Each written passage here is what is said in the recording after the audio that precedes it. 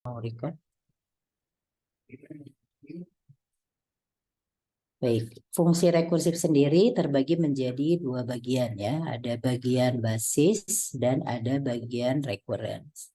Bagian basis ini itu berisi nilai fungsi, berarti berisi sebuah nilai ya. Nilai fungsi yang terdefinisi secara eksplisit. Jadi nilai dari basisnya ini sudah didefinisikan secara eksplisit, sudah ditetapkan. Kemudian di bagian basis ini juga karena tadi konsep rekursif itu adalah konsep berulang, berarti harus ada kondisi berhentinya. Ya, karena kalau tidak nanti terjadi looping ya. Perulangan yang tidak pernah selesai. Nah, sehingga harus ada kondisi berhentinya. Nah, basis ini juga merupakan kondisi berhenti dari fungsi rekursif. Ya. Oke, kemudian bagian kedua itu adalah bagian recurrence-nya. Nah, bagian ini mendefinisikan fungsi dalam terminologi dirinya sendiri yang tadi ya.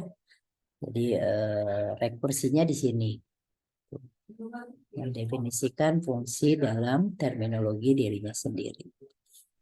Nah, jadi nanti konsep berulangnya itu ada di bagian rekurensi ini ya. Nah, rekurensi ini berisi juga kaidah untuk menemukan nilai fungsinya ya pada sebuah input dari nilai-nilai lainnya yang pada input yang lebih kecil atau nilai-nilai sebelumnya ya. Nah, ini dua bagian yang ada di fungsi rekursif. Kalau diilustrasikan, ada yang tahu boneka ini boneka dari Rusia ya, kalau nggak salah Matroska ya namanya. Nah, jadi di dalam boneka ini kalau dibuka isinya ada boneka lagi ya. Kemudian kalau ini dibuka ada lagi sampai yang terkecilnya. Jadi fungsi rekursif kurang lebih kalau digambarkan atau dianalogikan seperti itu ya. Jadi dia memanggil dirinya sendiri sampai nanti ke basisnya ya. Basis itu nilai terkecilnya ya. Atau nilai yang didefinisikan. Nah, tadi ini ada dua fungsi ya dari basis. Nilainya terdefinisi secara eksplisit dan untuk menghentikan konsep rekursif. Kemudian yang nilai kedua sampai yang terbesar, nah itu yang disebut dengan konsep recurrence-nya ya. Jadi ini nanti perulangannya di sini. Nah, jadi mendefinisikan fungsi dalam terminologi dirinya dan untuk menemukan nilai fungsi dari input yang lebih kecil. Ya, jadi nanti nilai yang kedua ini diperoleh dari nilai basis. Nanti nilai yang ketiga diperoleh dari nilai kedua. Sampai nanti nilai terakhir diperoleh dari N-1 ya. Kalau ini kita ibaratkan N, ini N-1 atau sebelumnya. Oke, itu gambaran dari fungsi rekursif ya. Nah, untuk lebih jelasnya saya gunakan contoh supaya lebih mudah dipahami ya. Nah, ini didefinisikan sebuah fungsi rekursif di mana notasi dari fungsi sama ya seperti halnya di dalam matematik menggunakan huruf F. Sebetulnya GH juga boleh ya, tapi pada umumnya menggunakan notasi huruf F ini. Ditulisnya seperti ini, Fn, nanti N ini berisi nilai yang akan dicari ya. Nah, tadi di dalam fungsi rekursif ini terjadi dari dua bagian ya. Bagian basis dan bagian recurrence. Nah, di sini basisnya sudah ditetapkan untuk N sama dengan 0, berarti tadi ya, nilai terkecilnya. Di sini N terkecilnya adalah 0, itu sudah ditetapkan nilainya adalah 3. Sedangkan untuk fungsi rekurensinya, itu fungsinya adalah 2 kali Fn-1. N-1 itu berarti nilai sebelumnya ya. Ditambah 4 jika N-nya lebih besar dari 0. Berarti mulai dari N1, 2, dan seterusnya ya. Menggunakan rekurensi ini, fungsi rekurensi ini. Nah, misalkan di sini, jadi ini sudah ditetapkan ya. fungsi rekursifnya. Kemudian di sini kita diminta menetapkan nilai F4 ya. Nilai F4-nya berapa ketika N-nya 4. Nah, maka cara memperoleh nilai F4 itu kita akan memanfaatkan fungsi rekurensi ini ya. Oke, yang ditanya adalah F4. Berarti F4 ini karena N-nya lebih besar dari 0, maka menggunakan fungsi rekurensi ini. Berarti 2 kali F N-1. Tadi N-nya adalah 4. 4 dikurangi 1 berarti jadi 3. Plus 4. Oke. Nah, nilai F3 kan kita belum tahu ya. Tadi yang sudah diketahui adalah F0. Ketika N-nya 0, baru nilainya 3. Maka setelah ini kita uraikan lagi ya. F3-nya kita turunkan lagi. Berarti Anda bayangkan di sini berarti F3. Berarti menggunakan lagi fungsi rekurensi ini. Nah, supaya bisa terlihat ya. Ini si F3-nya diturunkan lagi ya. Menjadi 2 kali F3 dikurangi 1, 2 ya. Plus 4. Nah, jadi si F3-nya diturunkan lagi menjadi atau menggunakan lagi fungsi rekurensinya ya. Ini 2 yang pertama, ini 4 yang pertama. Oke, kemudian di sini F2 belum juga bisa ditentukan nilainya, maka ini diturunkan lagi ya. F2-nya diturunkan lagi menjadi 2 kali Fn-1. 2 dikurangi 1 adalah F1 plus 4. Oke, berarti ini 2 yang pertama tadi. Ini 4 yang pertama. Kemudian ini 2 yang kedua ya. Ini 4 yang kedua. Ini 2 yang kedua. Ini 4 yang kedua tadi ya. Kemudian F2-nya diturunkan jadi ini. Oke, selanjutnya F1 juga belum bisa ditentukan nilainya. Berarti masih menggunakan fungsi rekurensi ini ya. Jadi F1-nya diturunkan lagi menjadi ini ya. 2 F N-1. 1 dikurangi 1, 0 plus 4. Ya. Ini tadi 2 yang ke 1, ini 4 yang, 4 yang ke 1.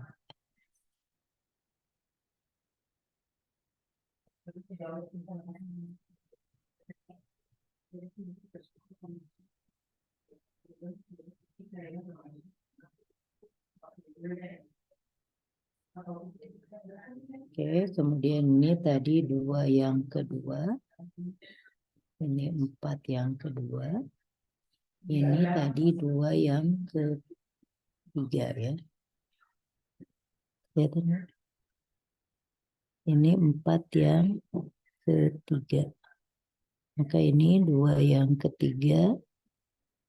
Ini 4 yang ketiga ya. Oke, nah kemudian tadi ini F1-nya diturunkan lagi menjadi 2 kali Fn-1, 1 kurangi 1, 0 plus 4. Nah, karena sudah F0 ya, berarti sudah mencapai basis, maka perulangannya berhenti. Ya. Kemudian F0 sudah bisa diketahui nilainya. Ya.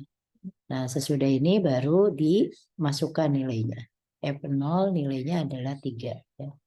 Maka kita kerjakan dulu yang kurungnya paling dalam ini. 2 kali 3 ditambah 4. Ya. 6 tambah 4 hasilnya 10. Ya.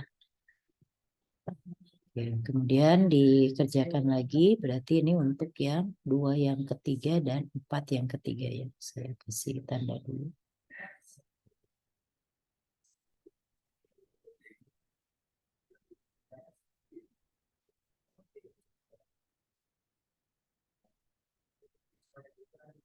Oke. Ini untuk yang F3, yang ketiga tadi ya, bukan F3 yang ini untuk yang F0, ini untuk yang F1 ya. Nah, tadi F1-nya berarti sudah diketahui tadi ada 10 ya. Berarti 2 kali 10 ditambah 4. 24 ya. Oke, selanjutnya untuk yang kedua ya.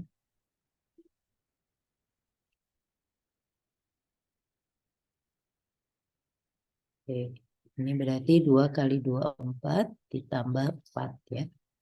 48 ditambah 4 52. Kemudian yang terakhir berarti yang ini ya, yang pertama. Berarti 2 kali 52 ditambah 4. Hasilnya 108 ya. 104 ditambah 108. Maka di sini sudah diperoleh ya bahwa nilai F4 itu adalah 108. Jadi Anda perhatikan di sini ada perulangan ya, penggunaan fungsi secara berulang yaitu fungsi dirinya sendiri itu tadi ya. Karena kan fungsinya ya ini sama semua. Cuma yang berbeda adalah dia menggunakan nilai sebelumnya ya. Sampai tadi mencapai basis baru bisa diinputkan nilainya, baru bisa diperoleh nilainya. Nah, jadi begini cara kerja dari fungsi rekursif. Kalau digambarkan lagi, jadi pertama kita uraikan dulu ya.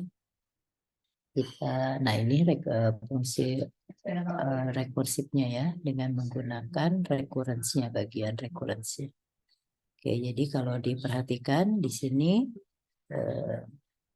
F4 diturunkan menjadi F3, F3 diturunkan jadi F2. Sebetulnya bukan diturunkan ya, tapi dilakukan perulangan tadi. Jadi selalu menggunakan nilai sebelumnya sampai mencapai basis. Setelah ini baru dikembalikan nilainya ya. Ini untuk yang F0, ini untuk yang F1, ini untuk yang F2, ini untuk yang F3 sampai nilai terakhirnya ya untuk F4. Nah, maka diperoleh nilai F4. Nah, jadi ini fungsi perulangan rekurensinya ada di sini. Ya. Oke, nah ini gambarannya atau implementasinya di sebuah persoalan. Oke, untuk penulisannya bisa juga disederhanakan. Jadi bisa juga Anda menuliskannya seperti ini nanti kalau ujiannya. Mau pakai cara tadi boleh, mau pakai cara yang kedua ini juga boleh. Nah, kalau cara yang kedua, kita mulainya dari basis penulisannya ya. Nah, sampai ke yang ditanyakan. Oke, tadi basisnya adalah F0, bahwa F0 itu nilainya 3. Berdasarkan fungsi rekursif yang diberikannya. Kemudian turun ke F1. F1 ini mulai menggunakan fungsi rekurensinya ya. Karena untuk N lebih besar dari 0, itu menggunakan fungsi rekurensi. Nah, berarti 2 kali F N-1 ya. 1 dikurangi 1 adalah 0 ditambah 4. F0-nya tadi sudah diketahui. Di sebelumnya nilainya adalah 3. Berarti jadi 2 kali 3 ditambah 4.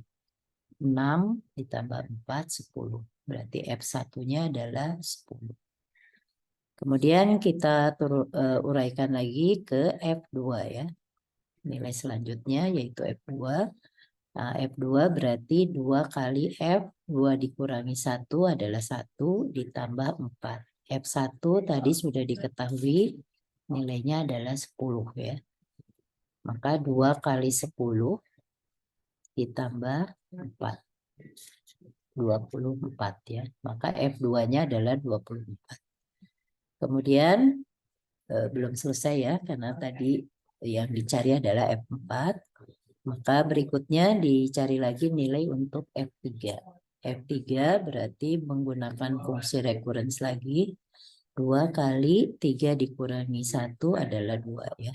2 kali F2 ditambah 4. F2-nya tadi sudah diketahui adalah 24. Berarti 2 kali 24 ditambah 4. Oke, hasilnya adalah 52 ya. Maka F3-nya 52. Selanjutnya F4 ya. Ini yang ditanyakan. Berarti rumusnya adalah 2 kali F4 dikurangi 1, 3 ditambah 4. F3-nya sudah diketahui. Nilainya 52. Berarti 2 kali 52 ditambah 4.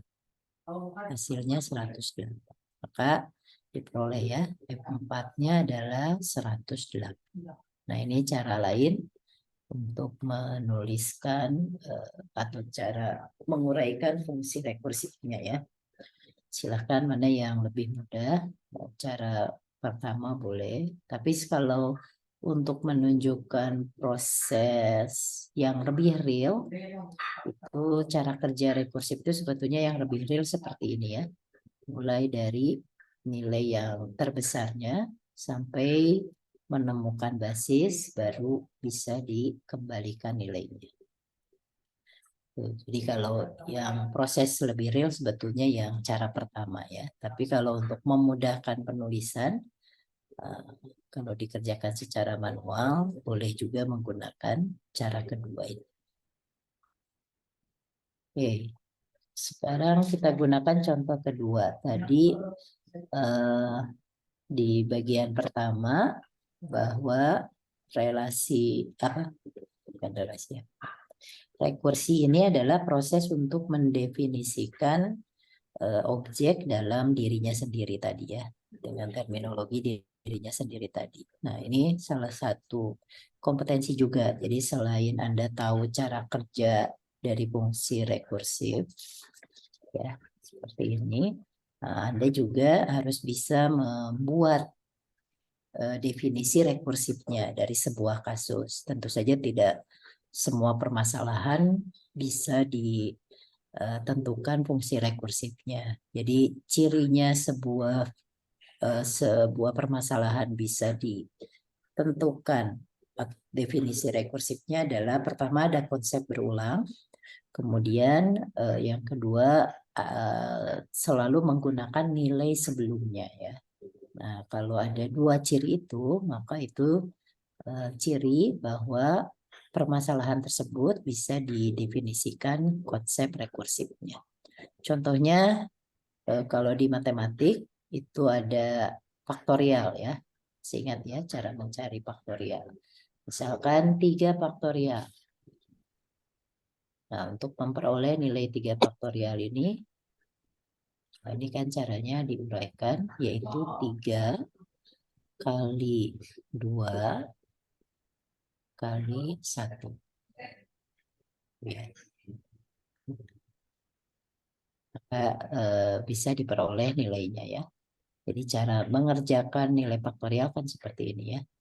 Diturunkan diuraikan sampai nilai terkecilnya yaitu nilai 1 ya. Oke. Nah, di sini berarti kita uraikan dulu ya. Berarti n faktorial itu adalah di sini dibalik ya penulisannya dari yang terkecilnya. Berarti 1 kali 2 kali 3 sampai dengan n-1 kali n. Ya. Berarti kalau dalam kasus ini n-1-nya, ini adalah n-nya yang dicarinya tadi ya. Oke, kemudian, nah di sini kita sederhanakan ya.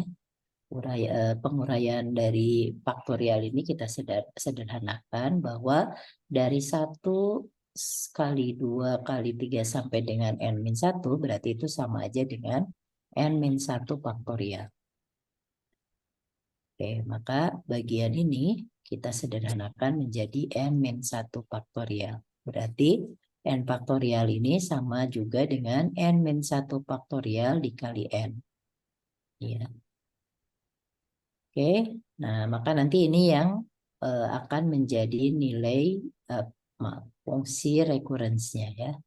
Oke, untuk nilai terkecilnya n ke 0 itu nilainya adalah 1 karena 0 faktorial itu nilainya adalah 1 ya. Kemudian ini fungsi rekurensinya. Untuk memudahkan penulisan, N-nya dikedepankan ya. N kali N min 1 faktorial. Untuk N lebih besar dari ini.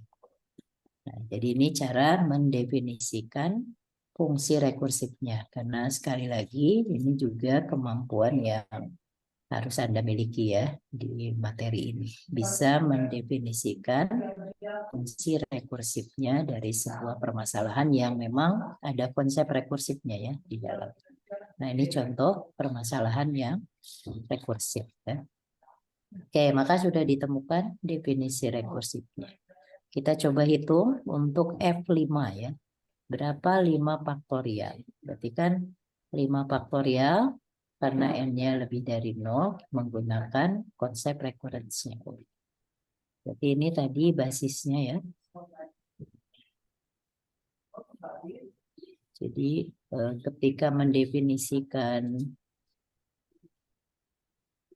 fungsi rekursif, berarti Anda harus mendefinisikan dua bagiannya. Bagian basis dan bagian fungsi rekurensi.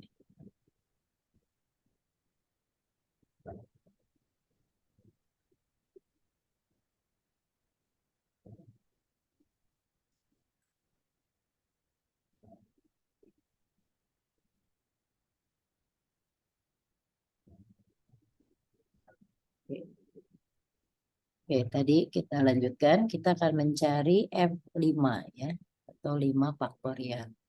Oke, maka tadi kita masukkan ke rumus ini. N-nya tadi 5 dikali N-1 berarti 5 dikurangi 1 adalah 4 ya.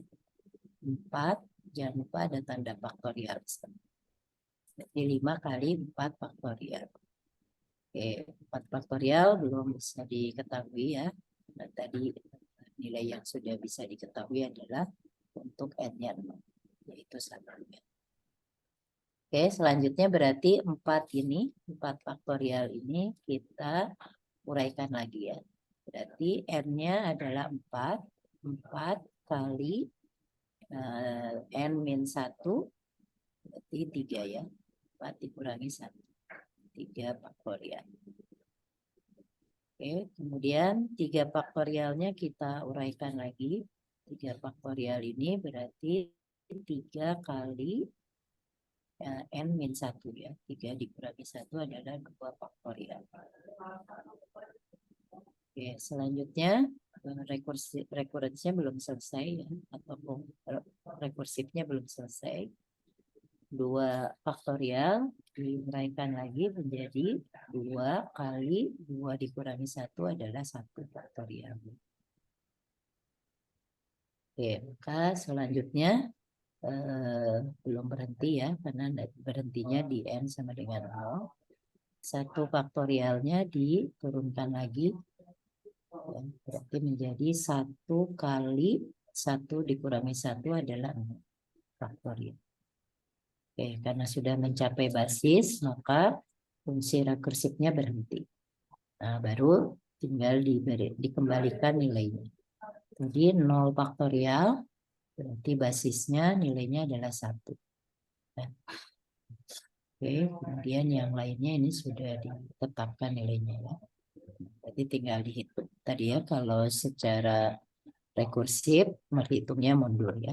1 dikali 1, hasilnya 1, 1 dikali 2, 2, 2 dikali 3, 6, 6 dikali 4, 24, dan 24 dikali 5, 120. Ya.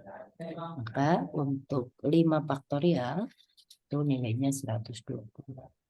Nah, jadi ini kompetensi berikutnya ya. Setelah tahu cara kerja fungsi rekursif, Anda juga harus bisa mendefinisikan fungsi rekursifnya. Oke ya. Nah ini kalau orang informatika ujungnya coding ya. Nah ini algoritma faktorial. Jadi saya kurang tahu ya di kurikulum 2021 ini materi ini ada di mata kuliah mana ya? Namanya pemrograman rekursif ya. Nah, ini contohnya ya. Contohnya faktorial itu pasti menggunakan konsep pemrograman rekursif. Cirinya adalah dia memanggil dirinya sendiri. Ini dibentuk dalam bentuk fungsi ya. Tadi sudah saya sampaikan. Bisa bentuknya fungsi atau prosedur ya. Pastinya sudah tahu ya bedanya. Nah, karena fungsi dia mengembalikan nilai. Nah, maka dia harus ditentukan tipe datanya apa ya, fungsi ini. Oke, untuk faktorial nilainya selalu nilai bulat ya. Oke, maka di sini Anda perhatikan di dalam algoritmanya dia memanggil dirinya sendiri ya. Dipanggil lagi si faktorial ini. Jadi ini nanti dia kerjanya akan berulang ya. Nah, di sini tadi untuk bagian basisnya ketika N-nya sama dengan 0, maka nilainya 1. Kalau N-nya tidak sama dengan 0 atau lebih besar dari 0, dia masuk ke bagian rekurensi. Nah, di bagian rekurensi ini ya, terjadi fungsi rekursifnya, yaitu memanggil dirinya sendiri. Ya, dengan menggunakan nilai sebelumnya ya. Jadi tadi rumusnya N kali N-1 faktorial. Ini dia memanggil dirinya sendiri ya. Oke, nah ini ciri pemrograman rekursif ya. Jadi implementasinya kalau di informatika itu ada konsep yang namanya pemrograman rekursif. Nah, itu menggunakan konsep rekursi ini ya. Oke, jadi Anda sebagai orang informatika harus bisa sampai membuat algoritmanya seperti ini ya. Nah, jadi banyak kasus-kasus yang dia memang konsepnya rekursif. Jadi pemrogramannya juga harus pemrograman rekursif. Ini cirinya ya. Dia memanggil dirinya sendiri. Oke. Ini tadi ya, mulai dari mendefinisikan fungsi rekursifnya sampai nanti Anda buat algoritmanya. Setelah ini ya di programnya. Silakan nanti udah bisa memprogram kan? Silakan dicoba ya. Membuat fungsi faktorial. Jadi nanti user tinggal masukkan saja YN yang dicarinya berapa. Ya, ini parameternya.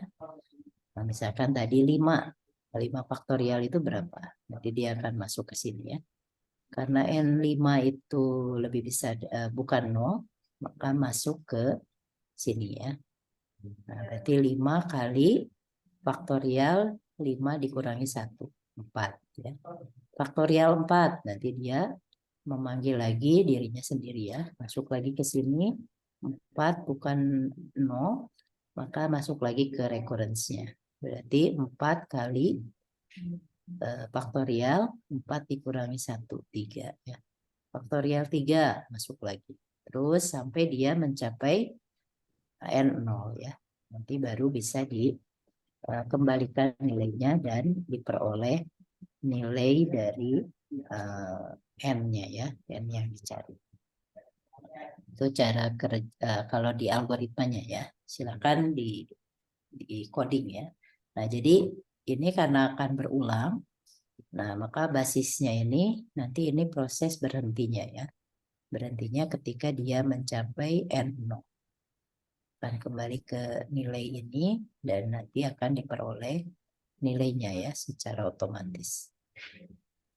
Oke, silakan ya. Nanti dicoba di coding untuk fungsi faktorial ini. Oke, supaya lebih memahami, ini saya akan pakai beberapa contoh ya. Nah, ini contoh lagi konsep yang rekursif ya. Jadi bisa kita definisikan fungsi rekursinya.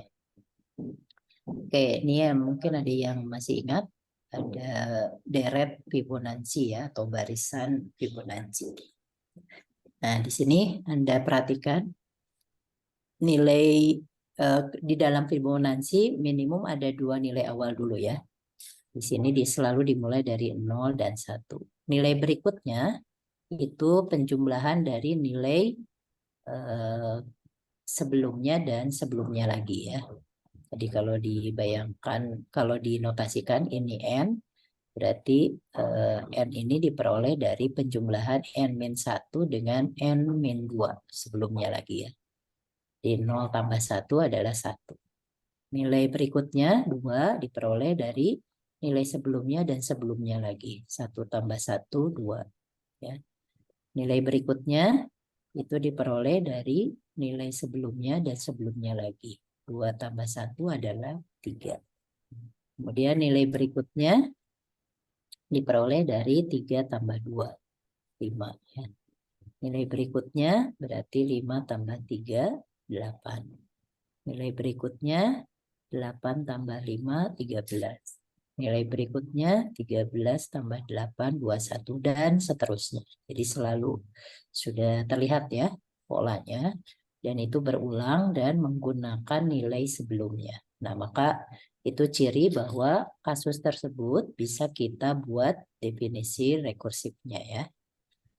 Oke, jadi kuncinya tadi ini Anda harus bisa mengamati ya permasalahannya. Apakah dia berulang dan menggunakan nilai sebelumnya. Nah, kalau ada dua ciri itu, maka itu ciri bahwa bisa didefinisikan rekursifnya ya. Oke, tadi dia selalu menggunakan dua nilai sebelumnya. Jadi minimum ada dua nilai sebelumnya ya.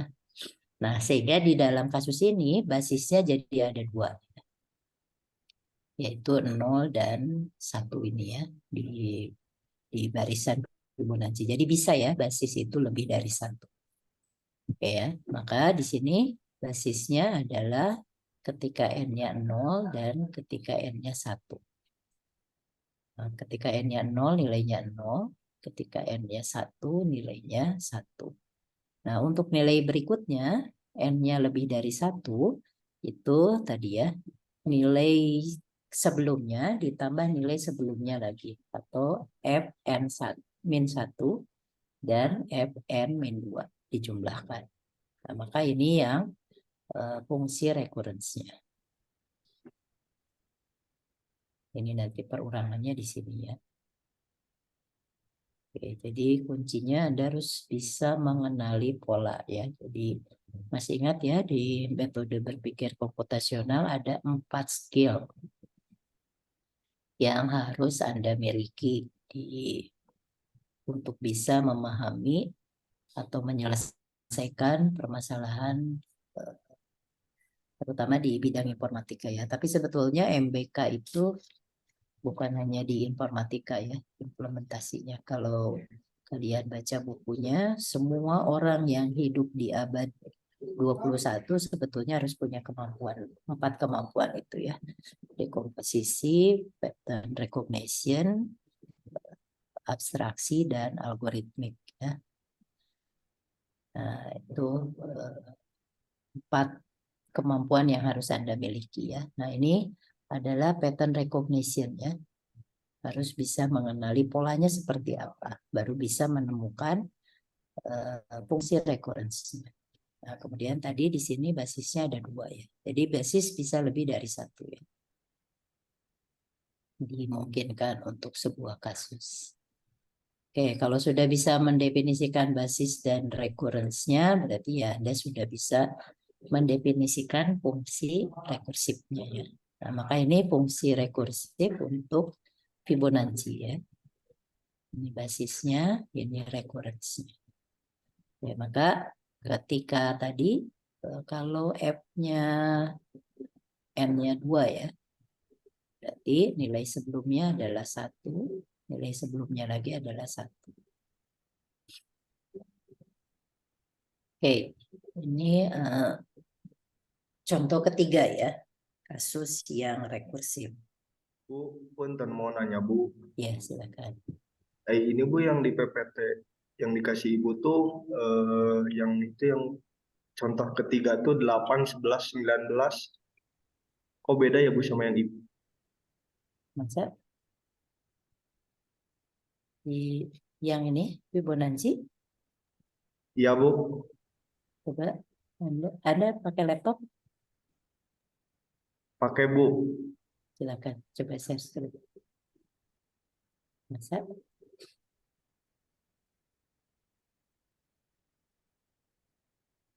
Berubah.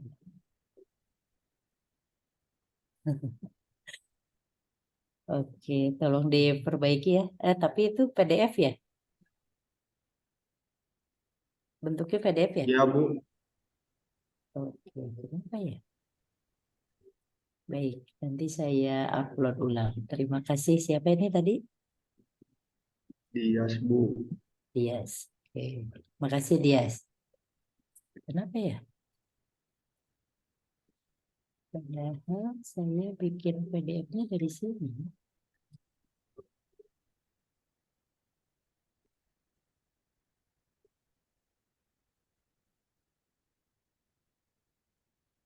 Oke, ya. Terus saya ulang.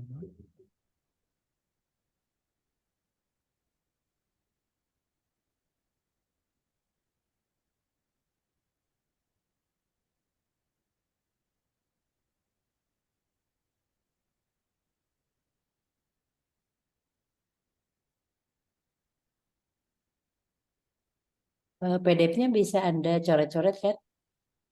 Bisa ya ngedit PDF? Oke, nanti saya upload ulang. Tapi untuk sementara ini tolong diperbaiki ya. Ada kesalahan. Harusnya ini ya, yang betul ini ya.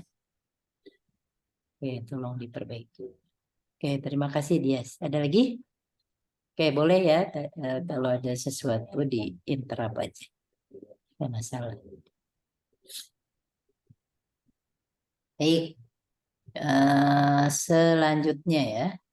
Selanjutnya saya gunakan contoh keempat. Ini ada lagi sebuah polinom ya.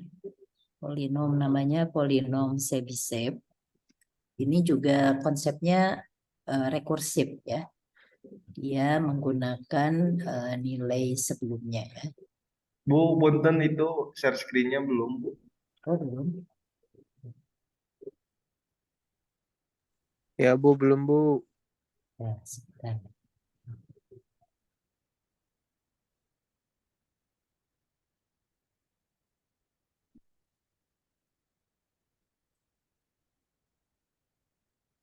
Udah ada?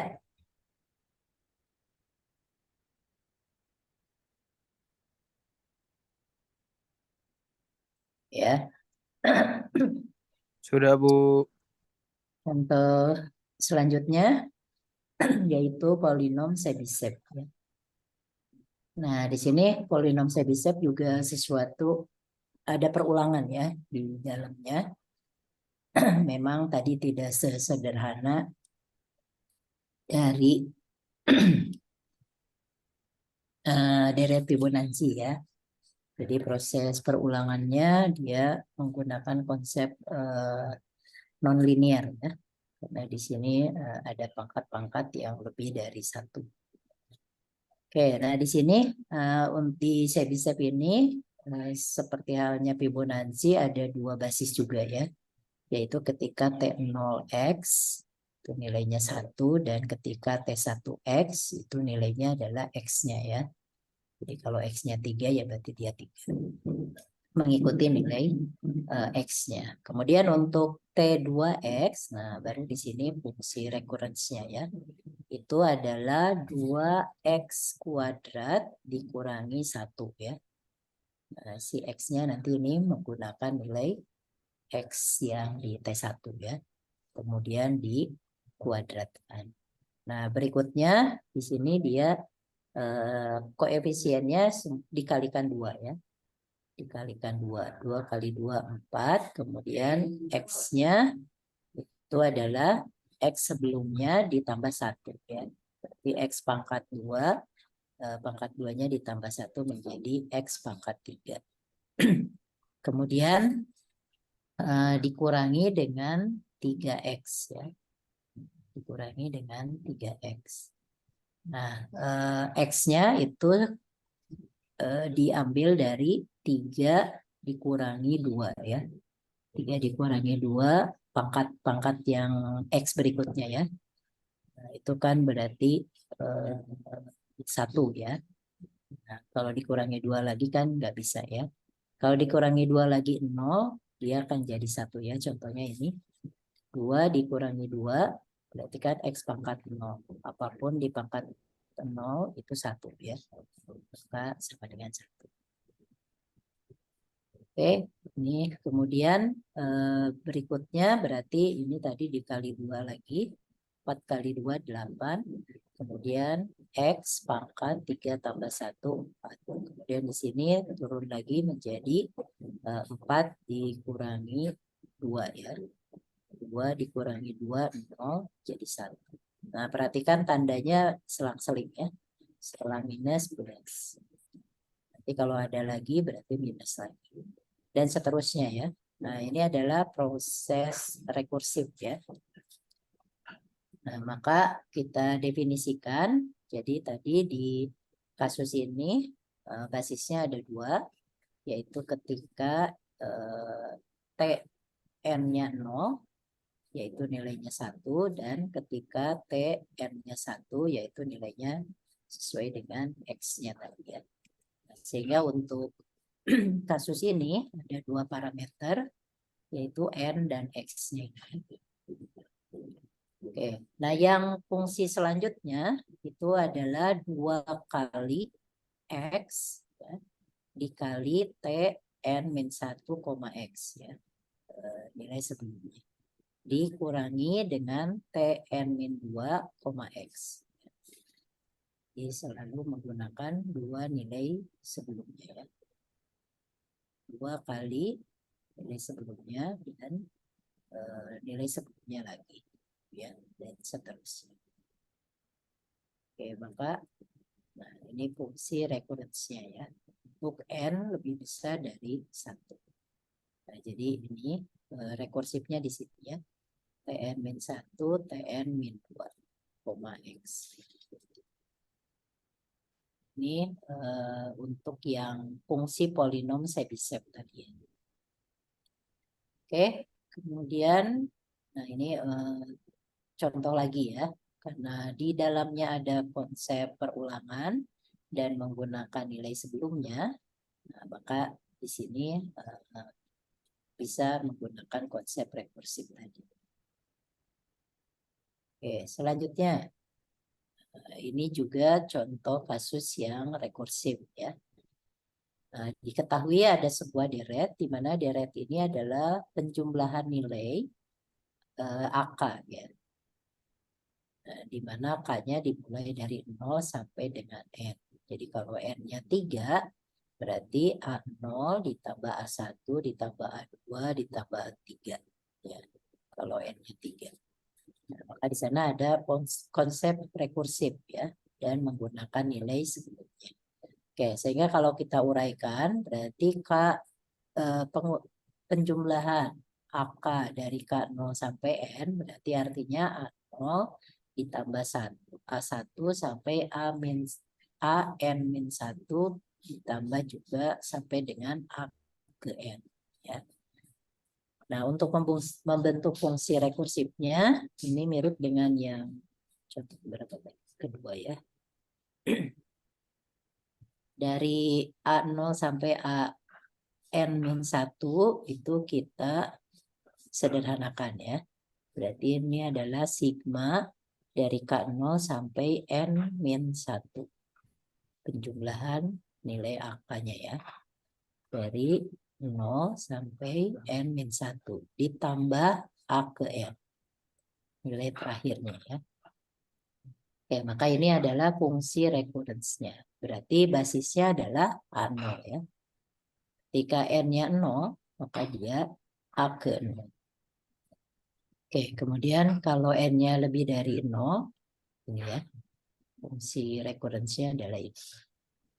Oke, maka ini adalah basisnya.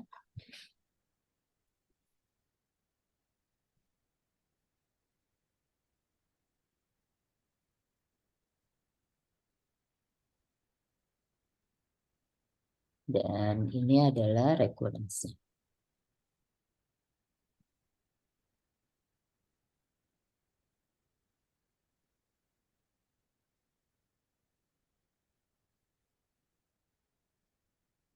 Ya, jadi sekali lagi ini juga adalah kompetensi ya di mata kuliah ini. Anda harus bisa mendefinisikan fungsi recurrence. Nah, jadi kalau ada kasus seperti ini, maka tadi ya sampai N-1 itu yang dikelompokkan. Kemudian ditambah nilai terakhir. Ini biasanya polanya seperti itu. Kalau yang seperti ini. Ya, maka itu akan jadi fungsi recurrence-nya ya. Fungsi recurrence-nya. Nah, nanti ini yang berulangnya sampai daya mencapai A0 ya. Baru konsep perulangannya selesai atau berhenti. Oke, itu contoh yang kelima ya. Baik, sampai sini ada pertanyaan sebelum ke materi selanjutnya. Masih bisa dipahami ya? Cukup, Bu. Ya, baik.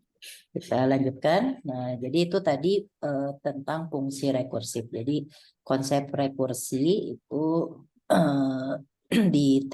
cara mendefinisikannya adalah dengan Anda mendefinisikan fungsi rekursifnya ya.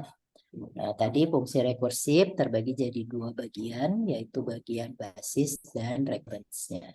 Bagian basis tadi didefinisikan nilainya, nilai terkecilnya ya. Kemudian bagian basis juga berfungsi untuk menghentikan perulangan. Bagian yang kedua, fungsi recurrence itu adalah fungsi perulangannya ya. Fungsi perulangannya ada di bagian recurrence tadi. Oke, nah selain konsep rekursi, implementasi dari konsep rekursif ini jadi banyak ya. Salah satunya ada konsep himpunan rekursif. Nah, kalau di informatika masih sudah belajar algoritma ya, sudah dikenalkan tentang tipe-tipe data ya. Nah, salah satu tipe data yang ada di konsep pemrograman itu adalah tipe data string. Nah, Anda perhatikan, Anda masih coding pakai Java ya? Anda perhatikan di Java, kalau Anda mau mendefinisikan tipe data string, itu Anda harus menggunakan fungsi tertentu ya. Karena di dalam konsep Java atau di Java, string itu memanggil fungsi. Nah, dasarnya dari sini ya. Kenapa di dalam Java string itu berupa sebuah fungsi ya.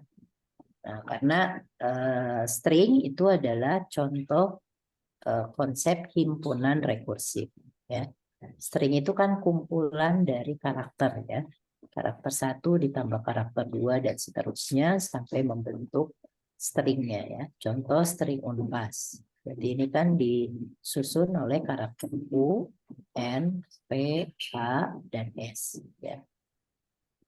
Kemudian contoh lain karakter informatika ya. Berarti karakter yang ada di string informatika ada I, N, M, O, R, M, A, T, I, K, dan A. Ya. Nah, jadi dasarnya dari situ ya. Bahwa string itu adalah kumpulan karakter atau rangkaian sejumlah karakter. Nah, string yang paling kecil itu adalah string kosong ya, null string. Ini juga dianggap sebagai string ya. Biasanya kalau di pemrograman ini sering digunakan sebagai assignment awal ya, atau nilai awal. Stringnya pertama diisi kosong, nanti terserah user atau diisi sesuai dengan programnya ya.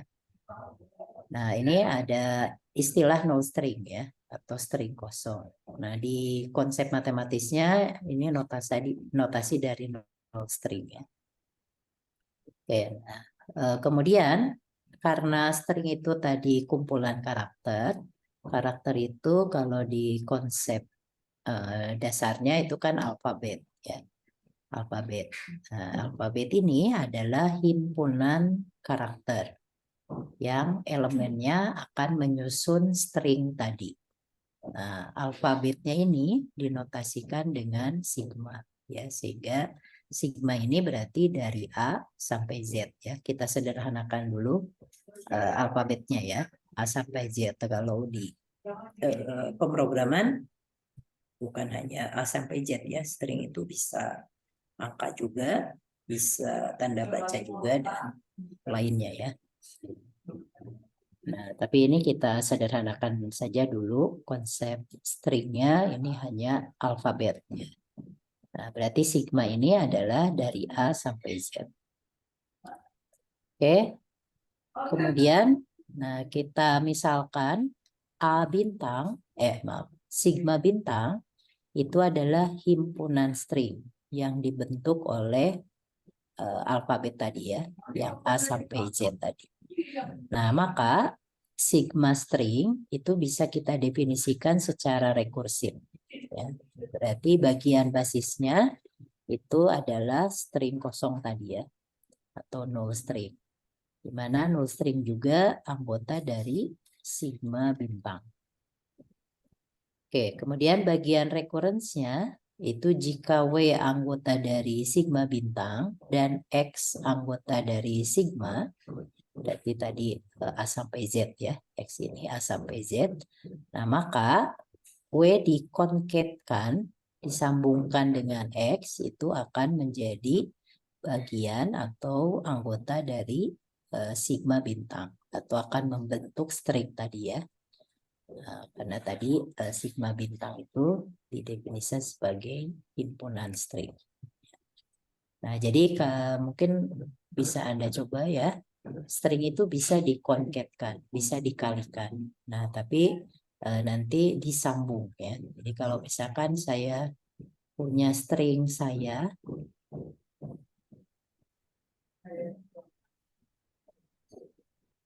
kemudian saya konketkan dengan string pergi,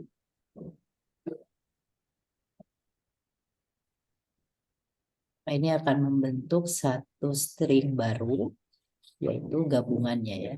Saya ditambah pergi atau dikonketkan dengan pergi. Jadi saya pergi. Gitu. Nah, ini maksudnya seperti ini ya. Nah, tapi di sini si X-nya ini huruf ya, satu huruf karena kan tadi definisinya sebuah string itu kumpulan huruf ya, sampai huruf yang terakhirnya. Jadi kalau dikonketkan W dengan huruf terakhirnya, maka dia akan membentuk string. Oke, jadi ini tadi ya konsep konketnya.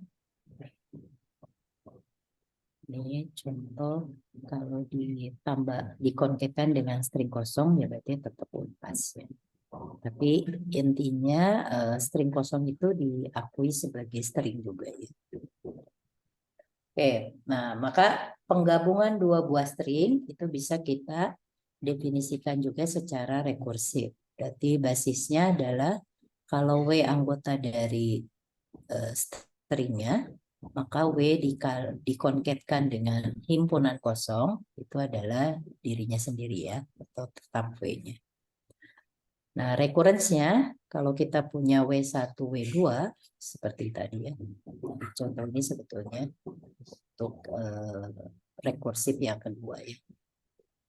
Kalau saya punya W1 dan W2, kemudian dikonketkan, maka hasilnya adalah W1 kali W2 dikalikan, dikonketkan, maaf bukan kalian, dikonketkan dengan string terakhirnya ya.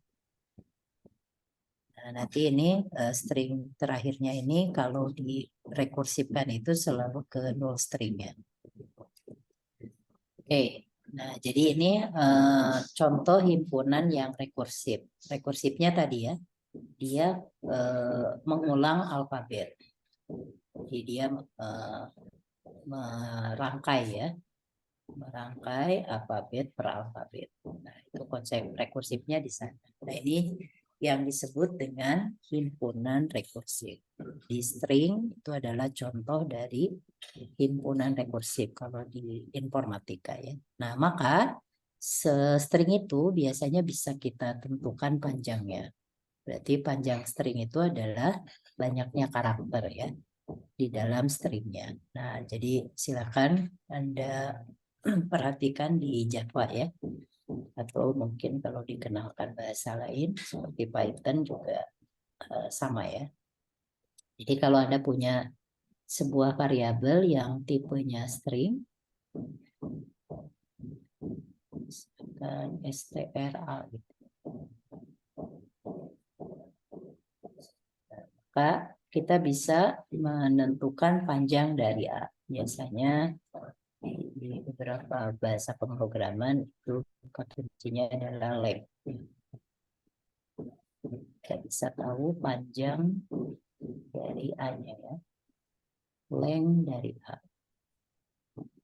Nah, jadi dia akan menghitung. Begitu fungsi ini dipanggil, dia akan menghitung ada berapa karakter di string tersebut. Nah, itu yang disebut dengan panjang karakter ya. Atau panjang stringnya ya. Oke, contohnya unpas berarti ada 5 karakter di dalamnya, berarti panjangnya 5. Informatika panjangnya 11. String kosong berarti panjangnya 0. Ya. Nah, kalau secara konsep length itu atau panjang string disimpulkan dengan L saja. Tapi di beberapa bahasa pemrograman pakai fungsi length ini. Nah, panjang string juga sama, bisa dinotasikan definisi rekursifnya ya. Berarti basisnya adalah length dari null string ya, yaitu 0. Nah, recurrence-nya berarti kalau length W dikonketkan dengan X, berarti length W ditambah 1. Karena tadi X itu karakter terakhir ya. Oke. Nah, jadi ini nanti length W-nya akan diturunkan lagi ya. W-nya itu terdiri dari, bisa dibayangkan, misalkan kata unpas ya. Berarti kan itu unpa ditambah S. Nanti unpa ini berarti UNP ditambah A. Nanti UNP ini berarti UN ditambah P. Kemudian UN berarti U ditambah N. Kemudian U itu berarti string kosong ya, ditambah U. Jadi itu cara kerjanya ya, untuk menghitung length-nya. Tapi di beberapa bahasa pemrograman Anda tinggal gunakan. Tapi harus bisa ya ketika Anda diminta untuk membuat fungsi length. Ya. Bagaimana fungsi untuk menghitung jumlah karakter yang ada di dalam sebuah string. Maka Anda bisa gunakan ini ya. Oke, tadi sudah dicontohkan ya bagaimana membentuk algoritmanya. Jadi ini basisnya, ini bagian recurrence. Baik, nah ini tentang himpunan rekursif ya. Ini contoh lain rangkaian string ya. Rangkaian string biner itu juga merupakan himpunan rekursif ya. Sama basisnya adalah empty atau string kosong. Kemudian recurrence-nya tadi ya, bisa 0 ditambah string kosong atau bisa 1 ditambah string kosong. Kalau 0 ditambah string kosong ya jadi 0. Kalau 1 ditambah string kosong adalah 1. Kemudian bisa juga 0 ditambahkan 1 berarti jadi 01. 0 ditambahkan 0 berarti jadi 0. Dan seterusnya ya. Nah, ini juga adalah himpunan rekursif ya. Himpunan yang rekursif. Cuman sigmanya lebih sederhana ya. Hanya ada 0 dan 1. Kalau tadi alfabet kan A sampai Z. Jadi string biner itu kan hanya perulangan 0 dan 1 aja ya. Tinggal 0-nya ada berapa, 1-nya ada berapa. Berulangnya berapa kali. Oke, nah ini juga contoh dari himpunan rekursif. Nah, selain himpunan rekursif ada yang disebut struktur rekursif. Nah, di informatika salah satu contoh struktur yang rekursif itu adalah pohon ya. Spesifiknya pohon biner. Nah, pohon biner ini adalah struktur yang rekursif. Di informatika nanti banyak konsep yang menggunakan konsep pohon biner ya. Salah satunya nanti banyak ditemukan di mata kuliah AI ya, karena saya mengajar AI juga. Tapi di yang lain juga di teori komputasi itu juga ada yang menggunakan konsep pohon ya. Nah, pohon biner itu adalah contoh struktur yang rekursif karena Anda bisa bayangkan ya, dimulai dari akarnya. Nah, nanti terkait dengan pohon ada materi tersendiri ya di mata kuliah ini yang membahas tentang konsep pohon. Nah, nanti dia punya cabang. Nah, kalau di binary itu, di binary tree atau di pohon biner, kan cabangnya paling banyak 2 ya. Kalau full binary tree, semuanya cabangnya 2. Nah, tapi sebetulnya kurang dari 2 boleh. Lebih dari 2 yang tidak boleh. Sampai nggak punya anak juga bisa ya. Nah, jadi ini jumlah anaknya bisa 1, 2, atau 0. Nah, biasanya kalau di pohon biner, anaknya itu harus jelas ya, condong ke kiri atau ke kanan. Anak kiri atau anak kanan. Oke. Nah, ini contoh struktur yang rekursif ya. Jadi, ini gambaran lainnya ya. Jadi, ini selalu ya. Semua bagian itu selalu akar, anak kiri, anak kanan. Akar, maaf, parent ya. Kalau di konsep pohon, parent, anak kiri, anak kanan. Parent, anak kiri, anak kanan. Nanti kalau dia punya anak lagi, akan selalu begitu. Nah, maka rekursifnya di sini ya.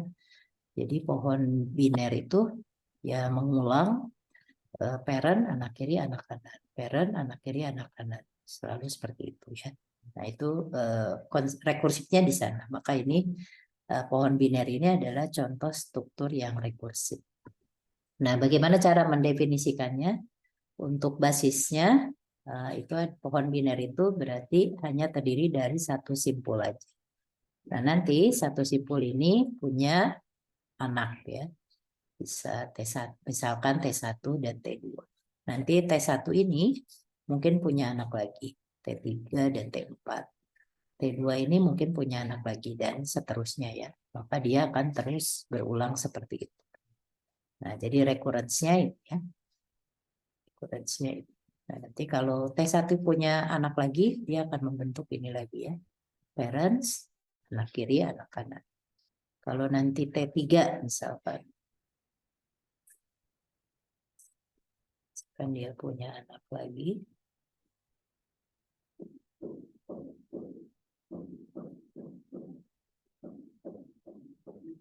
T3, T4.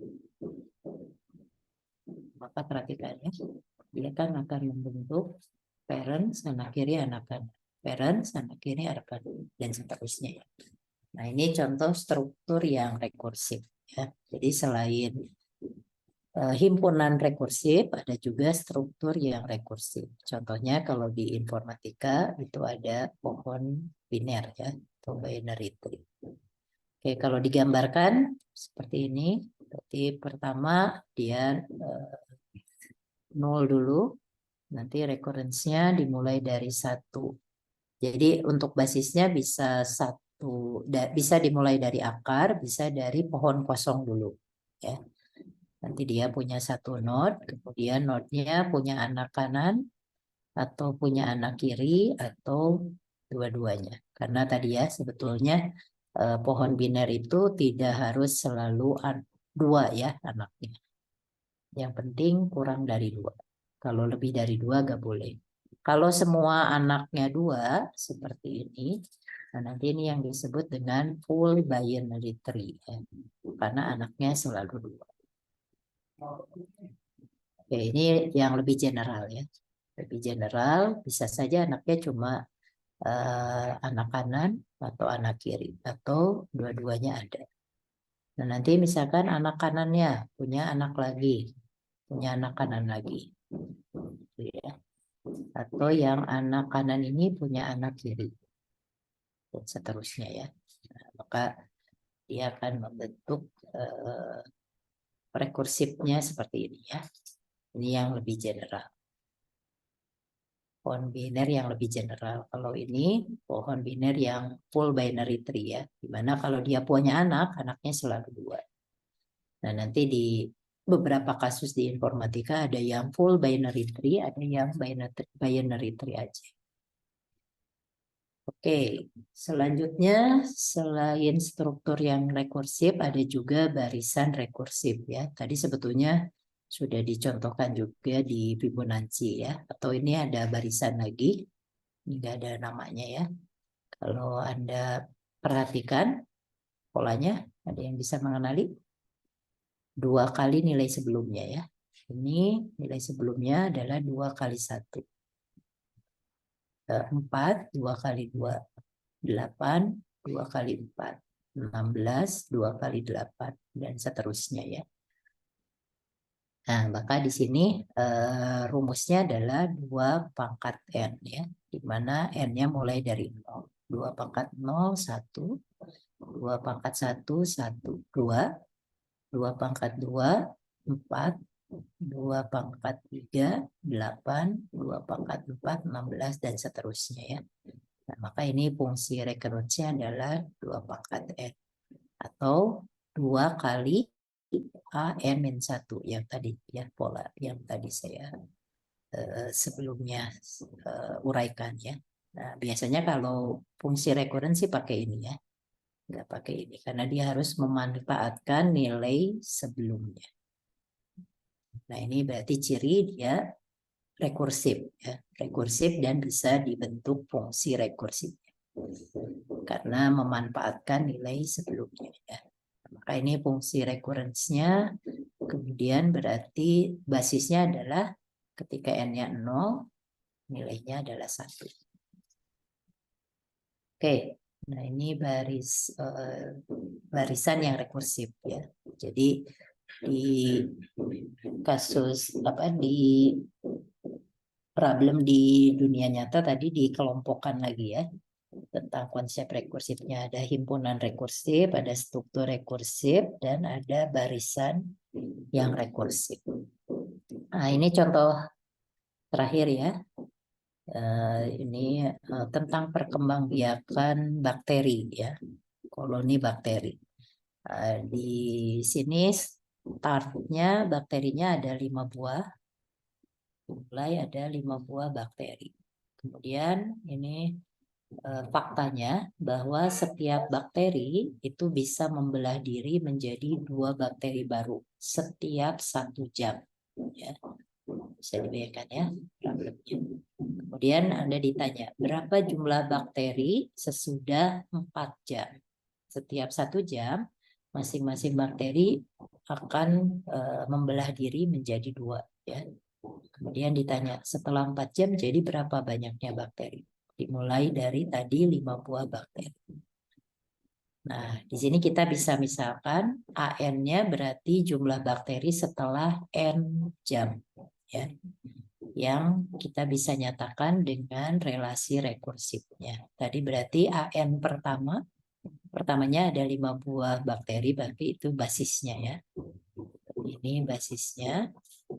Saya singkat aja pakai B ya. Oke, kemudian yang berikutnya adalah masing-masing dari bakteri ini membagi menjadi 2 ya. Berarti dikali 2. Jadi bisa dibayangkan 1 jam pertama berarti 2 kali 5 ya. N sebelumnya.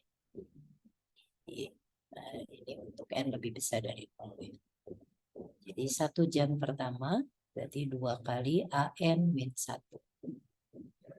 Oke, tadi yang ditanya berapa jumlah bakteri setelah 4 jam. Kita bisa uraikan seperti ini. Untuk N pertama berarti 2 kali A0. Nah, 2 kali AN-1. N-nya tadi 1 ya. 1 dikurangi 1. 0. 2 kali A0. A0-nya tadi adalah 5. Berarti jam pertama itu ada 10 bakteri. Kemudian jam kedua berarti 2 kali 2 dikurangi 1 adalah A1. Tadi A1-nya itu adalah 10 ya. Berarti 2 kali 10 berarti 2 jam berikutnya jadi 20 bakteri. Jam ketiga kita notasikan A3 berarti 2 kali AN min 1. 3 kurangi 1, A2 ya. 2 A2. Tadi A2-nya adalah 20. 2 kali 20 berarti ada 40 bakteri ya. Di jam ketiga. Jam keempat ini yang ditanya. Berarti A4. 2 kali 4 dikurangi 1 adalah 3. 2 kali A3. A3-nya tadi 40 ya. Sudah diketahui di sebelumnya. Berarti ada 2 kali 40, 80. Berarti setelah 4 jam, bakterinya berkembang biak menjadi 80. Ya. Nah, maka ini juga bisa dilihat adalah kasus yang rekursif. Ya. Jadi bisa kita notasikan menjadi fungsi rekursif. Oke ya. Nah, ini jadi di problem dunia tidak selalu di bidang di seputar matematik ya. Karena di kasus real juga mungkin ada hal-hal yang dia rekursif. Nah, itu Anda kenali polanya, kita bisa bentuk fungsi rekursif. Oke, atau bisa dituliskan juga seperti ini ya, menggunakan konsep rekursifnya ya. Oke, setelah A0 maka dikembalikan nilainya ya.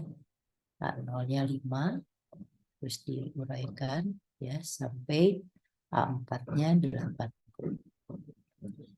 Penulisannya silakan ya, tadi ada beberapa cara.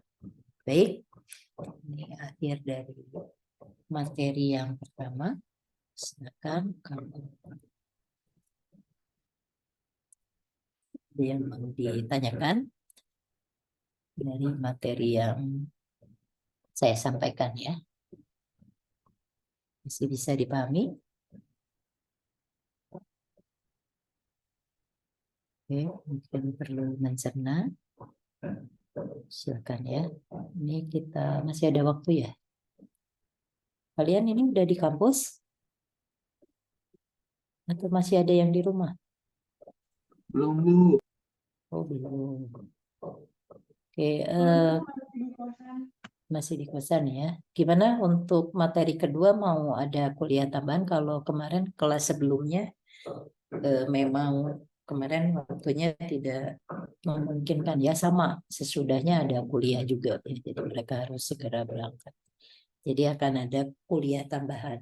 Kelas ini gimana, mau dimaksimalkan sampai 9.30? Tapi mungkin ada yang rumahnya jauh ya dari kampus. Silakan. Ada yang mau berpendapat atau KM-nya dia satu Ali. Gimana, mau tambahan aja atau mau diselesaikan sekarang? Ini harus saya tunjukkan dulu ya materinya.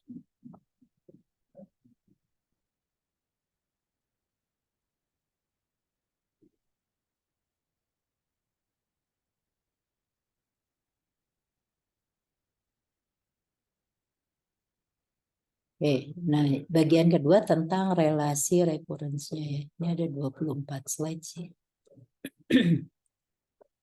Mungkin ya satu. Gimana, ada yang perlu waktu untuk ke kampus? Ada Bu, banyak yang masih di rumah Bu. Masih banyak yang masih di rumah ya. Jadi tambahan aja ya, Li. Ya boleh Bu, boleh. Bisa bantu koordinir ya. Siap. Silakan. Kalau misalkan susah karena nanti tambahannya masih tetap online juga ya. Oh boleh Bu, boleh. Kalau mau malam juga boleh ya. Mungkin dimulai dari 7:30 atau jam 7 ya. Kalau untuk menjelaskan materinya 1 jam, 1 jam setengah sebetulnya cukup ya. Paling nanti mungkin biasanya yang lama kalau ada pertanyaan dari Anda ya. Baik, karena Anda ada kuliah lagi dan masih banyak yang di rumah, berarti kita akhiri. Sebelum diakhiri kita isi presensi dulu ya.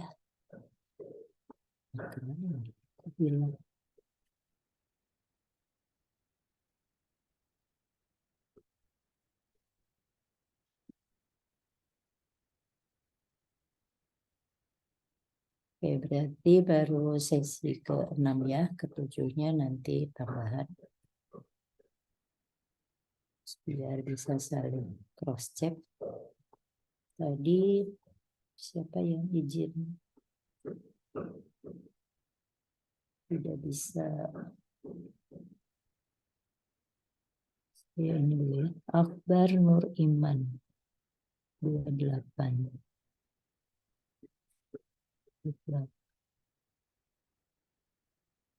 Oke.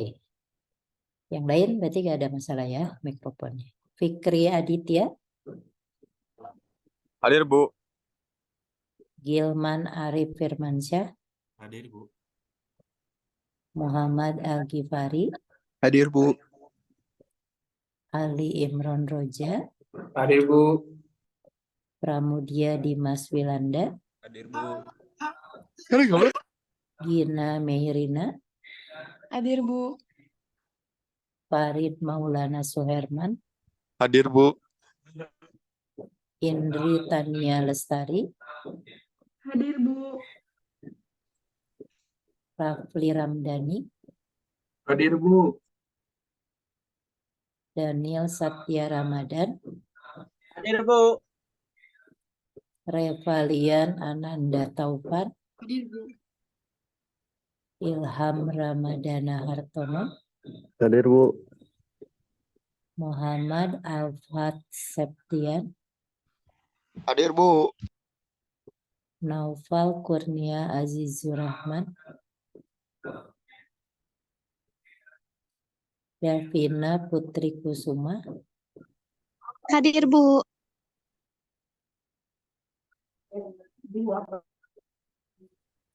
Rizky Pratama, Hadir Bu. Badrika Arya Putra Hermawan, Hadir, Bu. Dimas Hidayatullah, Hadir, Bu. Fadlul Nur Mahfuz, Iqmal Rivaldi Pelu, Hadir, Bu. Dias Alfiari Rahmat, Hadir, Bu. Dava Aprilino, Muhammad Fauzan Febrian Nugraha, Hadir, Bu. Ahmad Mulia Huda, Nita Rahmawati, Assalamualaikum, Bu. ya, Ahmad hadir, Bu. Waalaikumsalam. Oh, Ahmad hadir. Laptopnya mati, Bu. Oh iya, tidak apa-apa. Ya. Novan Ramdan, Bintang Arya Putra Yusuf, Hadir, Bu. Muhammad Fauzan Dwi Putra, Hadir, Bu. Muhammad Ridwan Rafansyah, Hadir, Bu. Aldi Pradana Hakim, Muhammad Raka Fauziansyah, Rizky Abdurrahman, Hadir, Bu. Lis Vindanu, Hadir Bu. Hadir Bu. ya. Miftah Fauzi, Hadir, Bu. Rama Daniaji Repin, Hadir, Bu. Safid Adlan Baidlowi, Hadir, Bu. Maaf, Aldi Pradana Hakim hadir Bu. Aldi Hakim, Aldi Hardian, Dava hadir, Bu. Dava Aprilino. siapa juga, mana ada?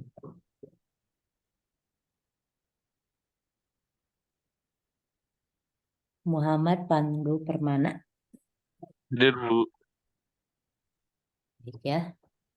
Jadi, Bu, ya, maaf Bu, itu si Raka hadir Bu, cuman mikrofonnya bermasalah katanya. oh, ini Ya, Muhammad 36. Rafa, Heeh. ya, ada lagi? Novan emang gak hadir? Atau ada yang lagi di jalan? Nanti kalau ini silakan hubungi saya aja ya. Baik, ini ada yang chat Raka ya. Baik ya, jadi silakan nanti diskusikan kalau bisa minggu ini ya, Karena minggu depan, setahu saya tidak ada minggu tenang kalau UTS. Minggu depan udah masuk ke pekan UTS. Tadi ya, kalau mau malam boleh ya. Dimulai 7.30 lah. Kalau Oh, susah cari waktu di jam kerja ya. Bu, maaf Baik, Bu, itu ya. UTS-nya nanti teh materinya yang sampai rekursi itu Bu. Ya, sampai relasi recurrence yang Oh, satu materi lagi ya, ya Bu, siap Bu. dari induksi matematik. Siap Bu, makasih Bu. Ya, sama-sama. Nanti UTS-nya online, sudah tahu ya. Online kemungkinan pakai CBT, tapi saya masih harus diskusi sama Pak Ilham ya, dosen paralelnya. Apakah mau pakai CBT atau esai, nanti di-upload jawabannya ya. Baik, sekali lagi minta tolong didiskusikan untuk waktu tambahannya. Silakan nanti informasikan ke saya ya. Minimum H-1 ya. Oke, karena ada kuliah lagi, kita akhiri pertemuan hari ini dengan mengucapkan alhamdulillahirobbilalamin. Assalamualaikum warahmatullahi wabarakatuh. Waalaikumsalam warahmatullahi wabarakatuh. Makasih, Bu. Ya, sama-sama. Kita akhiri. Cepat sembuh, Bu. Ya, terima kasih Ali.